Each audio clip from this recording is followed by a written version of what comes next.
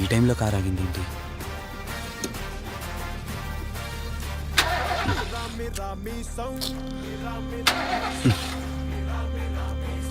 ఛే.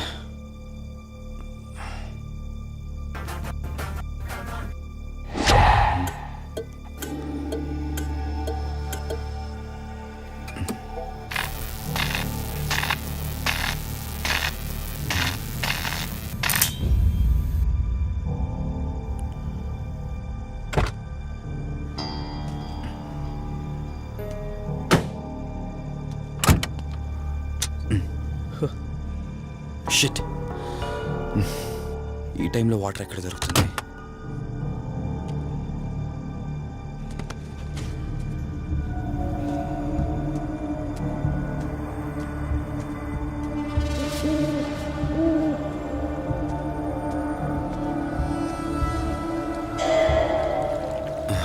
Thank God.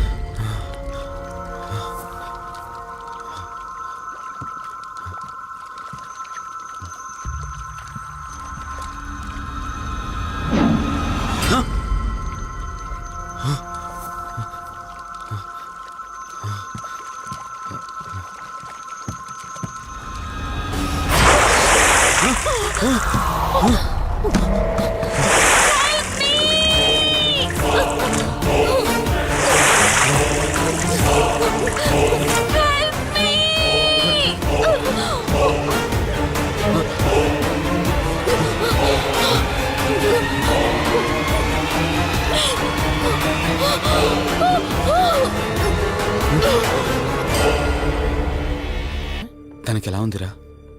She all right రా. Correct టైంలో తీసుకొచ్చా. Thank God. నీటిలో పడ్డం వలన పెద్దగా దెబ్బలు కూడా ఏం తగలలేదు. ఫిజికల్గా తను బానే ఉంది. రిపోర్ట్స్ కూడా నార్మల్గానే ఉన్నాయి. కాకపోతే ఏమైందిరా? She lost her memory. తనెవరు, తన అడ్రస్ ఏంటి, ఎంత అడిగినా కానీ చెప్పలేకపోతుంది. అంటే తనకి ఇప్పటిదాకా జరిగిందేది గుర్తులేదు. God, if you don't mind తనని ఒకసారి చూడొచ్చా? ష్యూర్. Room number 403. నువ్వు వెళ్ళు, నేను వస్తాను. ఓకే.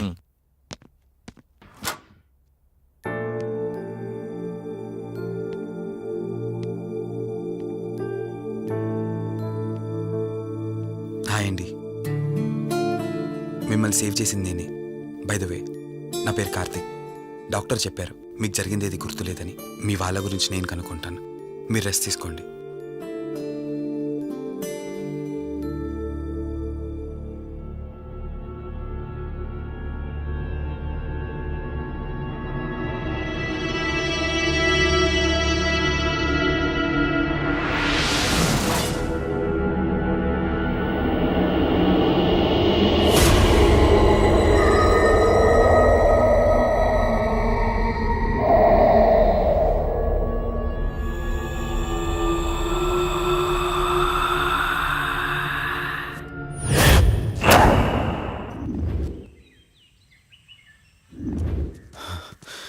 ఏంట్రా, ఈ రోజుల్లో సైన్స్ ఇంత డెవలప్ అయింది.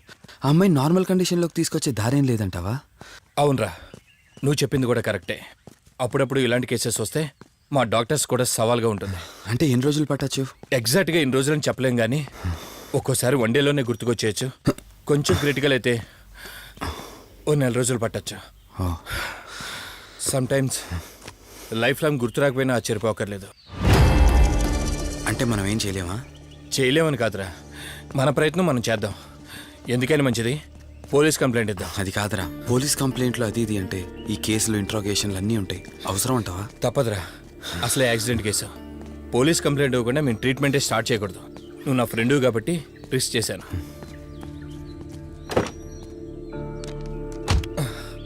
నువ్వేం కంగారు పడకరా. డిపార్ట్మెంట్లో నాకు తెలిసిన అంకుల్ ఒక ఆయన ఉన్నారు. నేను ఆయనతో మాట్లాడతాను. ఇంతకీ అమ్మాయి ఎక్కడ దొరికిందన్నా? అదే ప్రగతి నగర్ చెరువు. Good morning sir. Morning. Good morning. Good morning sir. Good morning. సమీర్ని ఒకసారి నా క్యాబిన్లోకి పంపిస్తారా? Okay sir. Good morning Karthik. Morning Sameer. మనం యూఎండే ఎంటర్టైన్మెంట్స్కి ఒక ఈవెంట్ చేస్తున్నాం కదా, దానికి మోడల్ సెలెక్ట్ చేయమన్నాను. ఎంతవరకు వచ్చింది?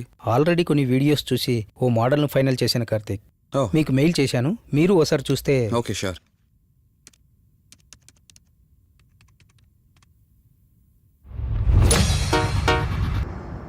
వావ్. రే వాసు, చెప్పరా. రే అదే సిఐ అంకుల్ నేను ఆ అమ్మాయి దొరికిన చెరువు దగ్గరికి వచ్చాం. నువ్వు వెంటనే బయలుదేరి ఇక్కడికి వచ్చా, ఓకేనా? ఓకే ఓకే, వెంటనే బయలుదేరుతున్నాను. సమీర్, ఈ అమ్మాయి పర్ఫార్మెన్స్ బాగుంది. నేను అర్జెంట్గా పని మీద వెళ్తున్నాను. మిగతా ఫార్మాలిటీస్ అని మీరు ఫినిష్ చేయండి.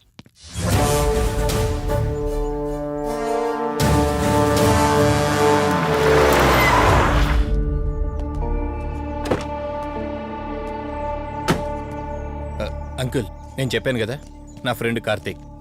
Hello sir. ఇక్కడే కదా నీకు అమ్మాయి దొరికింది? అవును సార్. ఇంత రాత్రి వాళ్ళని ఒక్కడవే ఇక్కడేం చేస్తున్నావు? బేసిక్గా I'm event organiser. Event finish చేసుకుని ఇటు వెళ్తుంటే అంటే ఇక్కడికి వచ్చాక నీ కారు ఆగిపోయిందంటావు? అంకుల్, వీడు నాకు చిన్నప్పటి నుంచి ఫ్రెండ్. వీడి గురించి నాకు బాగా తెలుసు. అలాంటి వ్యక్తి కాదు. కావాలంటే మా డాడీని అడగండి. నువ్వు చెప్పేది కరెక్టే కావచ్చు వాసు. ఈ ఒంటి మీద యూనిఫామ్ ఉందే దేన్ని పూర్తిగా నమ్మదు. ఓ పని చేయండి, రేపు పేపర్లో అమ్మాయి ఫోటో వేయించండి. తన వాళ్ళు ఎవరైనా వస్తారేమో చూద్దాం.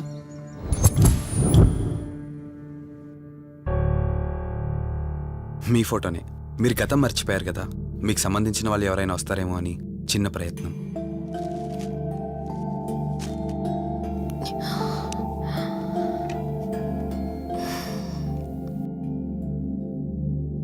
ఒకవేళ ఎవరూ రాకపోతే?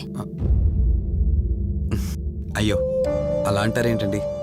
తప్పకుండా వస్తారు.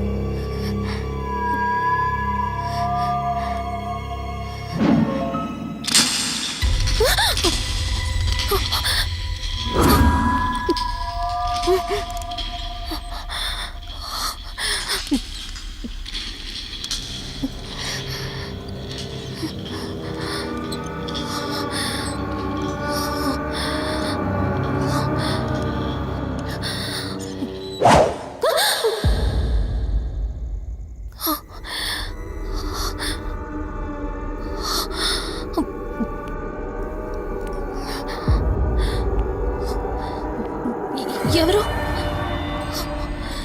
ఈ టైంలో ఇక్కడేం చేస్తున్నారు? మిమ్మల్ని మాట్లాడేంటి?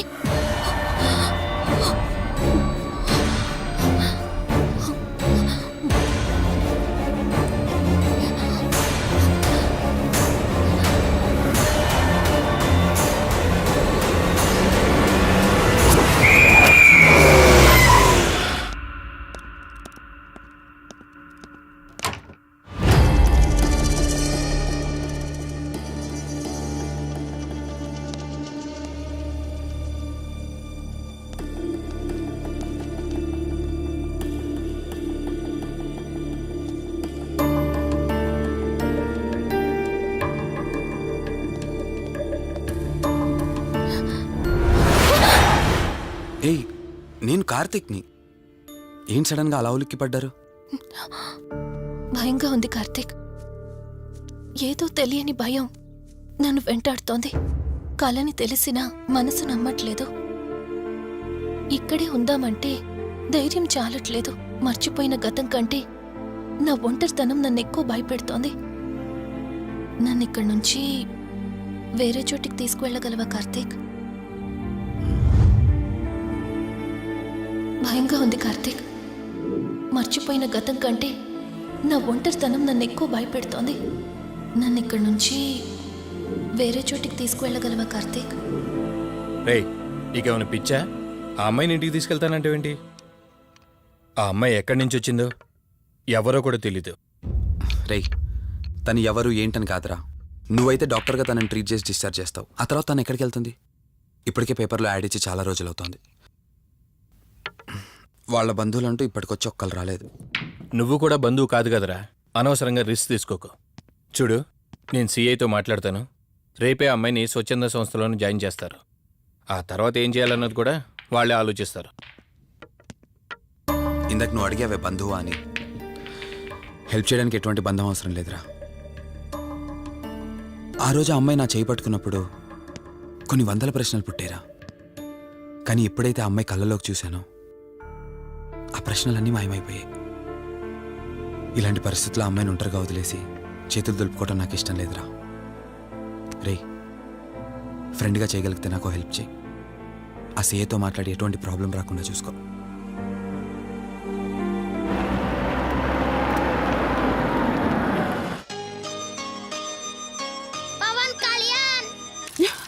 ఈ ట్యాప్ ఒకటి వస్తామని ఇరిటేట్ తెప్పిస్తుంది. వస్తున్నాను. అయ్యో. వస్తున్నానబ్బా. అమ్మయ్యా, వచ్చావా కార్తీక్? నువ్వు ఫోన్ చేసినప్పటి నుంచి ఆ ట్యాప్ కారుతూనే ఉంది. అది అలా కారుతూ ఉంటే సింక్ లో పడుతున్నట్టు లేదు, నా నెత్తి మీద పడుతున్నట్టుంది. దాన్ని త్వరగా బాగు చేయించు కార్తీక్.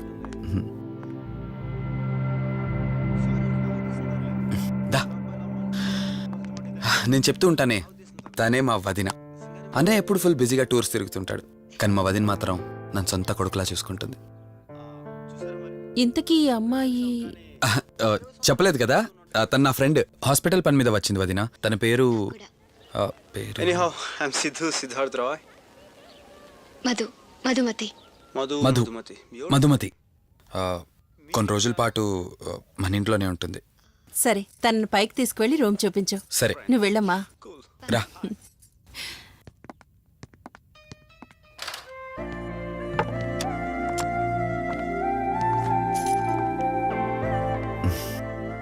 ఇదే నీ గది. ఎదురుకుండా ఉందే, అది నా బెడ్రూమ్. నీకు ఎటువంటి అవసరం వచ్చినా నన్ను అడగచ్చు. నీకు ఎటువంటి ఇబ్బంది ఉండదు. నాకు భయంగా ఉందని ఒక్క మాట చెప్పగానే ఏమీ ఆలోచించకుండా ఇంటికి తీసుకొచ్చారు.